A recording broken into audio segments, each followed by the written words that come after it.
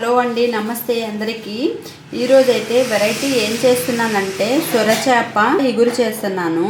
సొరచేప అంటే సొరచేప పుట్టి చేస్తారు కానీ ఇగురేంటబ్బా అనేసి అనుకుంటున్నారా? మా పిల్లలు ఇగురైతే ఇష్టంగా తింటారు. సొరచేప పుట్టు అంటే అంతగా లైక్ చేయరు. అందుకని ఇది కూడా చిన్న చేప తీసుకొచ్చారు మా మామయ్య. నేను ఇగురు చేద్దాం అనేసి అనుకుంటున్నానండి. చూపిస్తున్నాను మీకు. చూసారా ఎంత చిన్న చేప అండి. ఇది చాలా మంచిదండి. దీనిలో ముళ్ళులేమి ఉండవు. మధ్యలో మిడిల్లో ఒక ముళ్ళు ఉంటుంది, అంతేనండి. ఇంకేం ముళ్ళులు ఉండవు.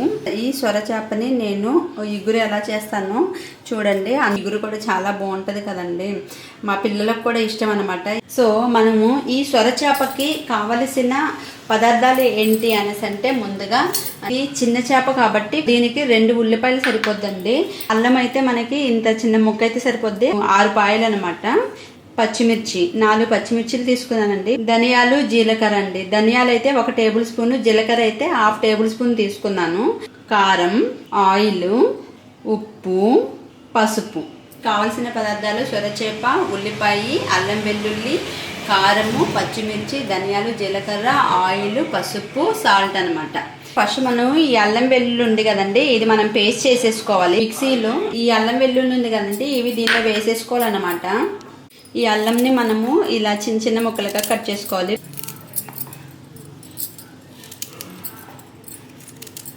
వెల్లుల్లిపాయ ఉంది కదండి, ఇది వేసేసుకోవాలి. ఫస్ట్ మిక్సీ పట్టేసుకోవాలి. మనం మిక్సీ పట్టుకున్నాం కదా, చూడండి ఇలా ఉంటది. దీంట్లోనే ధనియాలు, జీలకర్ర కూడా వేసుకొని మిక్సీ పట్టుకోవాలి. మనం మిక్సీ పట్టుకున్నాం కదా, ఇలా ఉంటది. మెత్తగా అవ్వదు, ఎందుకంటే ఇది క్వాంటిటీ తక్కువ కాబట్టి. సో దీంట్లో కొద్దిగా వాటర్ వేసుకుంటే అది కొంచెం పేస్ట్ అవుతుంది అనమాట.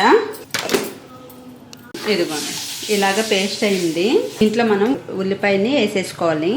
ఈ ఉల్లిపాయలని మనము చిన్న చిన్న ముక్కలుగా కట్ చేసుకొని మిక్సీ పెట్టేసుకోవాలన్నమాట. పేస్ట్ ఉంది కదండి, అల్లం వెల్లుల్లి ధనియాలు జీలకర్ర, దాంట్లో వేసేసుకోవాలన్నమాట. పెద్ద ముక్కలుగా ఉన్నా పర్వాలేదు, నలిగిపోద్ది.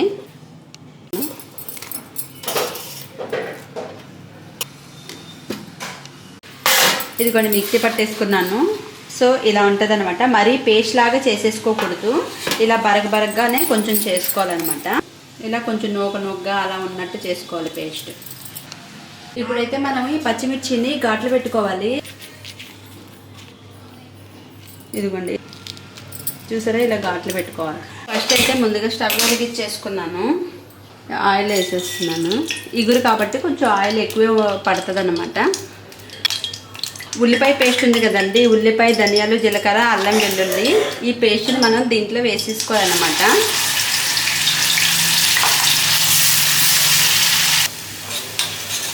ఇది ఆయిల్లో కొంచెం బాగా మగ్గాలన్నమాట, లేదంటే ఉల్లిపాయ స్మెల్ వస్తుంది. ఇది కొంచెం కలర్ చేంజ్ అయ్యేంత వరకు మనం ఆయిల్లో వేపుకోవాలి. ఇలా బాగా ఆయిల్లో వేపాలన్నమాట. వేపితేనే మీకు టేస్ట్ బాగుంటుంది అనమాట. దీంట్లో మనము పసుపు తీసుకున్నాం కదా, చిటికెడు పసుపు యాడ్ చేసేయాలి. దీంట్లోనే పచ్చిమిర్చి వేసేసాను. కారం కూడా దీంట్లో వేసేసుకోవాలి. ఇవి ఒకసారి కలిపి చేప ముక్కలు కూడా వేసుకోవాలన్నమాట. సొరచేప ముక్కల్ని మనం వేసేసుకోవాలి.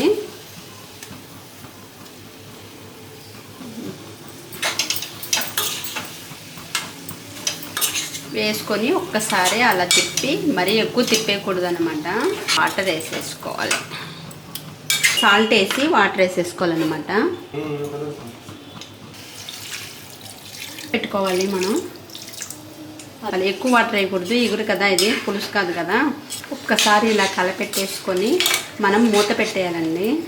మూత పెట్టేసాను. ఇప్పుడు ఒకసారి చూద్దాము. ఇలా ముక్కలు లేని దగ్గర ఇలా చూసుకొని ఇలా కలపెట్టాలన్నమాట. మనం ఒకసారి ఉప్పు కారం చూసేసుకొని దాని తగ్గట్టు మనం ఉప్పు కావాలంటే ఉప్పు, కారం కావాలంటే కారం వేసుకోవచ్చు అనమాట.